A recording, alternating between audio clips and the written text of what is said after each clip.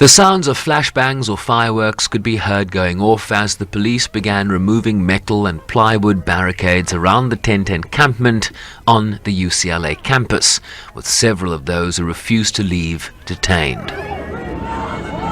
The police action was a sea change from 24 hours earlier when a pro-Israeli group physically attacked the anti-war encampment in which more than a dozen protesters were injured. I think it's completely illegitimate that in the so-called land of the free, students come out and they protest against their crimes, the crimes of their government, and they get repressed, you know. And I think it in a place like UCLA, where they tell you this is a place to have a free exchange of ideas and to, you know, learn about the world, yet when you stand up for Gaza, this is what happens. It's very inspiring to see that the students are not backing down, that they are, you know, I mean, they're putting a lot on the line. They're risking arrest, they're risking their careers and their futures to actually send this message. And it's very important and it's very inspiring. And it's outrageous that first the LAPD was sent in and then the CHP, and that now they're moving in with all this less lethal, you know, weapons for peaceful protesters, you know. And so this is illegitimate. It is, you know, one side is right, which is the students, and one side is wrong, which is the suppression of this speech, which is the attacks on the pro-Palestinian voices, and they must be supported. And this kind of protest needs to spread and into all parts of society.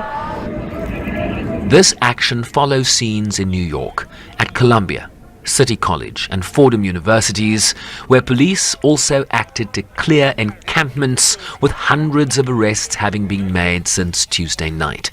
Scenes echoed on campuses all across the United States as the president finally added his voice to the debate. It's basically a matter of fairness. It's a matter of what's right. There's the right to protest, but not the right to cause chaos. People have the right to get an education, the right to get a degree, the right to walk across the campus safely without fear of being attacked. But let's be clear about this as well. There should be no place on any campus, no place in America for anti-Semitism or threats of violence against Jewish students. There is no place for hate speech or violence of any kind, whether it's anti-Semitism, Islamophobia, or discrimination against Arab Americans or Palestinian Americans.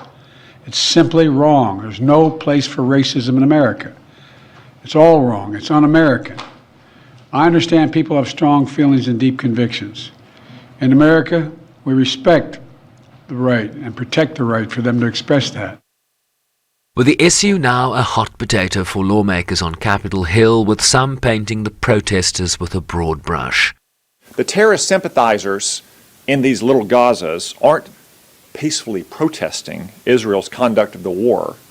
They're violently and illegally demanding death for Israel, just like their ideological twins, the Ayatollahs in Iran. Just look at what's going on in these little Gazas. These criminals are chanting eliminationist slogans like, "From the river to the sea, Palestine will be free," and globalize the Intifada. That is unacceptable. The Progressive Caucus leaning in support of the demonstrators. The overwhelming majority of American people and protesters understand that Hamas is a terrorist organization that started this war by attacking Israel in an incredibly brutal and horrific way on October 7th. To stand up for Palestinian rights and the dignity of the Palestinian people does not make one a supporter of terrorism. And as the media focuses on university campuses in the US, worth remembering that the greater tragedy continues to unfold on the ground in Gaza. With ceasefire talks reaching a crescendo in the hopes that a deal can finally be struck to release the hostages in return for a lengthy pause in fighting, concern continues to mount about a much-vaunted Israeli military offensive in the densely populated city of Rafah in Gaza's south, despite Washington's expressed opposition to such a move. Sherwin Bryce-Pease, SABC News, New York.